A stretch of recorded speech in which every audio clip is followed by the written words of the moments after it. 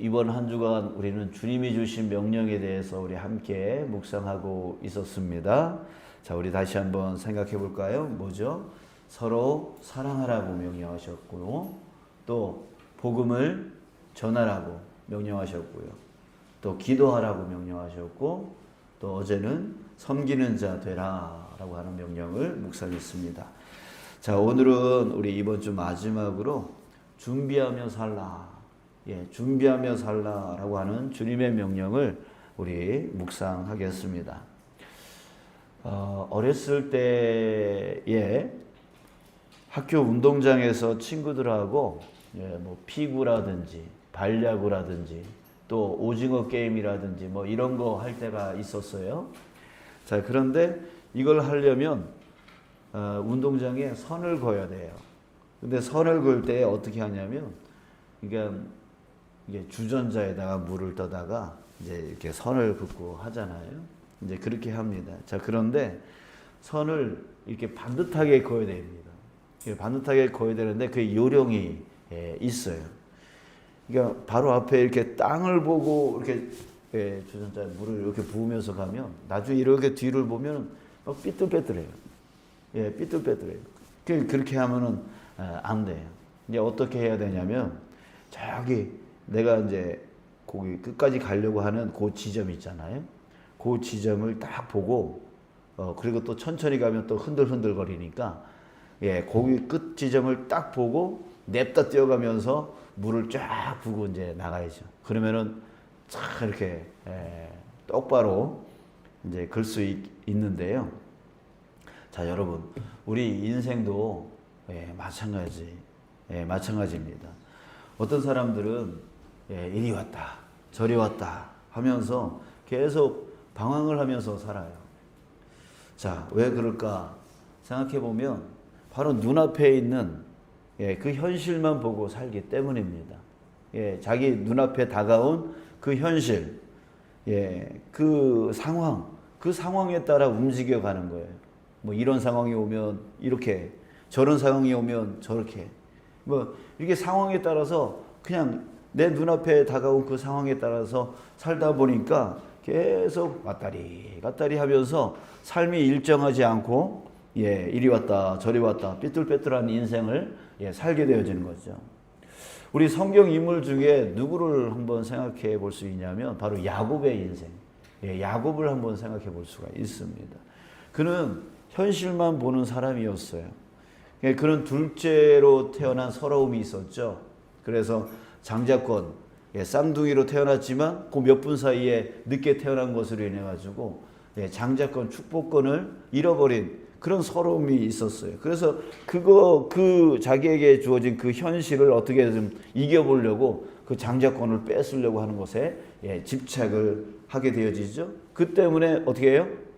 그 상황을 어떻게 이기려고 하다 보니까 아버지를 속여요. 형을 속여요. 이렇게 대처해 나간다고요. 자, 그러다 보니까 형이 무서워졌어요. 형이 위협을 해요. 그래서 그런 상황이 되어지니까 또 도망갈 수밖에 없어요. 그러니까 도망가요. 그 외삼촌 라반의 집에 갔는데 또 거기서도 그 딸 라헬을 사랑했단 말이에요. 근데 그 상황이 되어지니까 또 이 라헬을 자기 아내로 얻고자 뭐 몇 년이에요? 거의 20년을 그냥 무료 봉사하듯이 또 산다고요. 또 그러다 보니까 얻은 게 없어. 얻은 게 없는 상황이 되어지니까 또 이거를 어떻게 하려면 외삼촌 라반하고 또 대결해가지고 양 뺏기 한다고요. 또 이러다가 또 라반한테 미움 사니까 또 거기서 살 수가 없어. 그래서 또 도망 나오다시피 해가지고 다시 고향 땅으로 들어. 이런 식으로 자기 눈앞에 다가온 그 상황에 따라서 살다 보니까 계속 왔다리 갔다리 그런 인생을 사는 거죠. 그리고 나중에 이 야곱이 이집트로 내려갔잖아요. 이집트 내려가서 이집트 왕한테 이런 말을 합니다. 내 나이가 얼마 못 되니 우리 조상의 나그네 길의 연조에 미치지 못하나 짧고 그다음 말 험악한 세월을 보냈나이다. 자기 인생이 아주 험악한 인생이었다, 험악한 세월이었다, 이렇게 고백을 합니다. 계속 왔다리 갔다리 하는 인생이었으니까. 자, 야곱이 왜 이렇게 살았을까요? 바로 눈앞에 다가온 그 현실의 문제, 그 상황에 따라서 왔다 갔다 하니까 이렇게 험악한 세월을 보낼 수밖에 없었습니다. 그냥 상황을 참고 견디고 이기기보다는 그 상황에 따라서 자꾸만 피해 다니다 보니, 상황에 따라서 피해 다니다 보니까 그렇게 왔다리 갔다리 하는 인생을 살게 되어지는 거죠. 자, 그런데요, 또 어떤 사람들은 흔들리지 않고 어떤 상황이 와도 견디고 이기면서 쭉 한 길로 가는 사람이 있습니다. 이런 사람들은 결국에는 성공하죠. 어떤 사람이에요? 자신의 꿈을 가지고 사는 사람. 꿈을 향해 사는 사람. 이런 사람을 우리는 비전 있는 사람이다라고 말을 하는데, 이런 사람들은 상황과 환경에 따라서 왔다리 갔다리 움직이지 아니하고 견딥니다. 이깁니다. 그 다가온 상황을 피하지 않아요. 상황을 이겨냅니다. 견뎌냅니다. 참아냅니다. 그리고 또 어떤 유혹이 와도 그것을 이깁니다. 왜 그럴까요? 꿈. 아까 우리 그 운동장에 줄 글 때 어디를 보라 그랬어요? 저 끝지점을 본다 그랬잖아요. 끝지점을 보고 냅다 뛰어가는 거죠. 이게 다른 데 이렇게 흔들리지 않는 거죠. 냅다 뛰어가면서. 그런 것처럼 꿈을 향해, 그 꿈을 보면서 가니까 유혹이 와도 아니야, 난 저 꿈을 향해서 갈 거야. 어떤 힘듦이 와도 아니야, 난 저 꿈을 향해 갈 거야. 그러면서 이겨내는 거예요. 견뎌내는 거예요. 참아내는 거예요. 그러면서 쭉 그 꿈을 향해서 쭉 가는 거죠. 우리 위인전 많이 보셨죠? 이 위인전에 나오는 뭐 에디슨이라든지 이순신 장군, 뭐 우리가 잘 알고 있는 세종대왕, 뭐 이런 분들 이렇게 보면은 그 꿈을 향해서 쭉 가는 거예요. 주변의 신하들이 아무리 뭐 사대부가 뭐 어쩌고 저기 뭐 한자가 뭐 어쩌고 뭐 이렇게 해도 세종대왕은 그 꿈을 향해서 견디고 참고 이기고 가는 거죠. 결국 세계에서 우리나라 한글처럼 이렇게 훌륭한 글이 없는 거예요. 세계에 있는 모든 언어 글들이 어떻게 발생하고 어떻게 생겨났는지 몰라요. 근데 우리나라만 유일하게 그 발생이 언제 어떻게 일어났는지를 아는 글이라고 세상 사람들은 참으로 놀랍니다. 자, 이런 식으로 꿈을 향해 달려나가는 사람은요, 유혹도 이기고 또 힘듦도 이기고 어떤 상황, 어떤 환경 그것에 왔다리 갔다리 하는 인생 살지 않는다는 거죠. 여러분, 운동으로 성공한 많은 사람들이 있습니다. 이런 사람들도 역시 마찬가지예요. 모진 훈련을 피하지 않았어요. 그 모진 훈련들을 참고 견디고 이겨냈던 사람들이에요. 중도에 힘들다고 포기했던 사람들은 그렇게 성공하지를 못하는 거죠. 그래서 또 이런 사람들은 유혹들을 이겨내죠. 뭐 먹는 유혹. 운동을 하려면 체중을 맞춰야 되는데 그러면 엄청나게 먹고 싶어도 못 먹고 그러죠.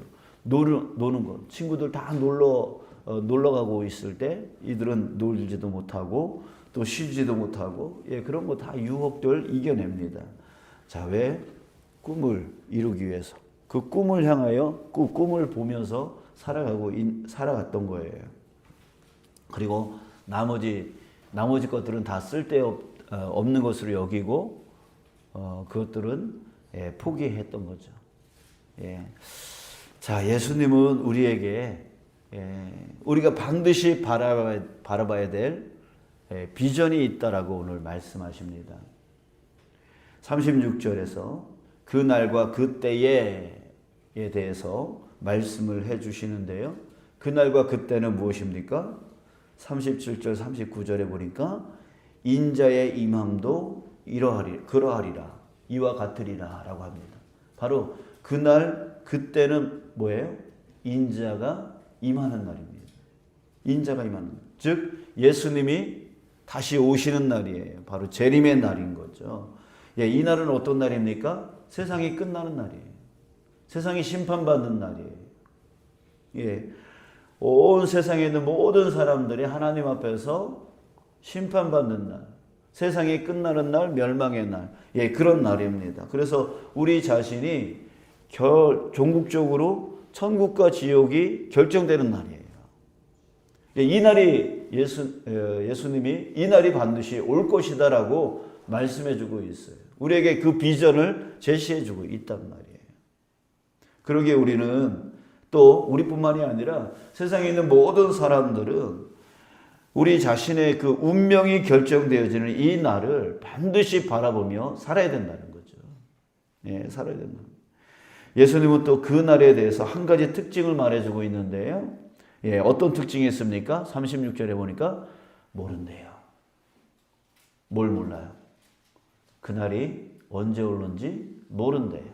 천사도 모른대요. 하다못해 아들도 모른대요. 누구만 알아요? 오직 아버지만 아신대요. 예. 그런데 사람들이 그날이 뭐 언제 온다 뭐 이런 소리 했다가 예, 낭패 본 적이 있죠. 예. 아들도 모르는데 천사도 모르는데 아버지만 아는데 사람이 알려고 했으니 그게 말이 됩니까? 자, 그러기에 예수님이 명령하고 계시는 거예요. 뭐라고 명령하십니까? 42절. 그러므로 깨어 있으라. 깨어 있으라. 어느 날에 너희 주가 임할는지 너희가 알지 못함이니라. 예, 못함이니라. 예를 들어서 노아의 방주 사건을 예를 드는 거예요. 예를 드시는 거예요. 그날이 온다.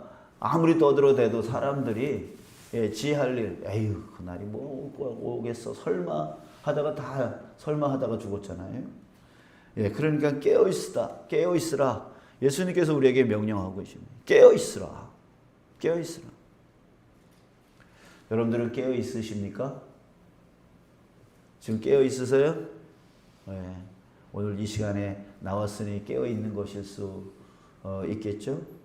자, 그런데 깨어 있는다라고 하는 말이 무슨 뜻일까요? 예, 절대로 잠자지 말고 항상 깨어 있으라. 예, 잠자면 안 된다. 이런 뜻일까요? 예, 아니에요. 44절 보세요. 44절. 자, 44절 같이 읽을까요? 시작.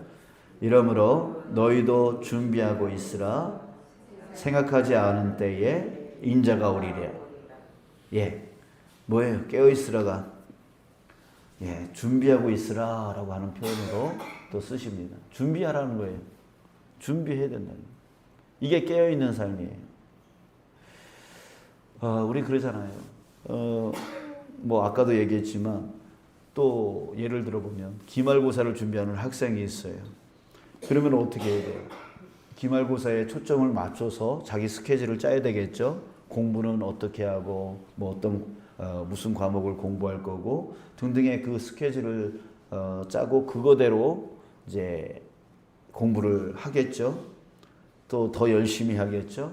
그리고 누가 놀자 그래도 그 유혹을 이기겠죠. 그 다음에 게임하고 싶어도 안 하겠죠. 그러니까 기말고사를 앞둔 그 학생처럼 스케줄을 짜야 된다는 거죠. 또 비전 있는 사람도 자신의 꿈에 초점을 맞추고 인생 스케줄을 짜잖아요. 어떤 상황, 어떤 환경 속에서도 이기려 하고 유혹에 넘어지지 않으려 하고 모든 것에 이제 그 비전, 꿈에 맞춰서 자기 스케줄, 인생 스케줄을 짜서 쭉 나가요. 예, 뭐 친구들 뭐 술 먹고 뭐 이렇게 즐겁게 지내는 거 있어도 꿈이 있는 사람은 그것에 현혹되지 않는다고요. 자, 우리 신앙인도요, 예수님의 재림날을 비전으로 삼아야 됩니다. 예, 그날을 바라보며 살아야 돼요. 거기에 초점을 맞추면서 인생 스케줄을 짜야 된단 말이에요. 예, 짜야 된단 말이에요. 그래서 예, 그 외에 예수님의 그 재림의 날에 내가 천국으로 나아갈 수 있는 것에 대해서 준비해 나가야 된다는 거죠. 예, 그걸 방해하는 모든 것들은 내 인생에서 쓸데없는 것으로 여겨버려야 된다는 거죠. 예, 예. 이거 하고 저거 하고 뭐 이렇게 하면서 그렇게 할 수가 없다고요. 자, 여러분, 그날이 언제 올는지 모릅니다. 천사도 모르고 아들도 모른다고 해요. 하나님 아버지만 안다고 합니다. 자, 그러나 그날은 생각하지 않은 때에 인자가 오리라 라고 했잖아요. 그날이 반드시 온다는 거예요. 반드시 온다는 거예요. 자, 그러기에 우리는 반드시 준비하며 살아야 돼요. 자, 그러면 여러분, 우리 뭘 준비할까요? 뭘 준비해야 될까요? 제일 중요한 것은 무엇이냐면 바로 믿음입니다. 예, 믿음이에요. 그날이 반드시 올 것에 대한 믿음이 필요해요. 예, 이 믿음이 있다면 준비하겠죠. 뭐라도 준비하겠죠.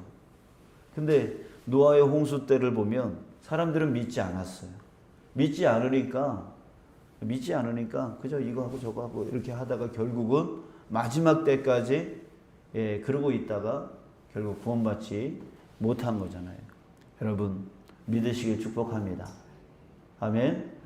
그러니까 여러분, 이것도 하고 싶고 저것도 하고 싶고 뭐 세상에 즐기고도 싶고 뭐 즐기지 말라는 게 아닙니다. 그러나 우리가 비전을 꼭 바라보며 나갔으면 좋겠어요. 내 눈앞에 있는 상황, 내 눈앞에 있는 그 환경, 그것에 굴하지 않았으면 좋겠어요. 우리가 바라봐야 될 그 비전을 향해서 우리가 상황을 피하는 자들이 아니라 상황을 뛰어넘고 믿음으로 더 강건하게 나아가는 그런 자 되어줬으면 좋겠습니다. 어떤 분들은 상처받았다고 흔들리는 사람들이 있어요. 어떤 사람들이 힘들다고 흔들리는 사람이 있어요. 어떤 사람은 고난이 왔다고 흔들리는 사람들이 있어요. 여러분, 우리의 비전인 그날을 바라본다면 이 상처는 그날 받을 영광에 비하면 아무것도 아니에요. 이 고난 아무것도 아닌 거예요. 여러분, 우리 이기면서 사십시다. 또 유혹이 와도 딴 데로 빠지지 마시고요. 또 죄에 대해서 우리 절제를 하고 그날을 그렇게 준비하며 살기를 원합니다. 우리 본문 밖의 말씀이지만 10절부터 11절에 보면 10절부터 13절에 보면 이렇게 말하고 있어요. 그때에 많은 사람이 실족하게 되어 서로 잡아주고 서로 미워하겠으며 거짓 선지자가 많이 일어나 많은 사람을 미혹하겠으며 불법이 성함으로 많은 사람의 사랑이 식어지리라. 자, 앞으로 일어날 일들에 대해서 예수님이 말씀하고 계세요. 그때 많은 사람이 실족할 거래. 지금도 상처받았다고 실족하는 사람들이 얼마나 많아요. 점점 더 많아지겠고 서로 더 많이 서로 미워하겠다고, 또 거짓 선지자들이 일어나가지고 내가 그리스도야 라고 하면서 그렇게 우리를 미혹할 거라고 하는 거예요. 또 불법이 성행해지고 사람들의 사랑이 점점 식어질 거라고 하고 있습니다. 자, 그러나 13절, 그러나 끝까지 견디는 자는 구원을 얻으리라. 여러분, 우리 그 날을 바라보면서 우리 다시 한번 결단했으면 좋겠어요. 어떤 상황, 어떤 환경, 어떤 어려움, 어떤 미혹이 올지라도 정말 예수님의 그 재림의 날을 믿으며 그 날을 준비하며 살아가기로 다시 한번 결단하는 저와 여러분들 되셔서 우리 마지막 때에 다 천국으로 나아가는 저와 여러분 되시길 주님의 이름으로 축복합니다.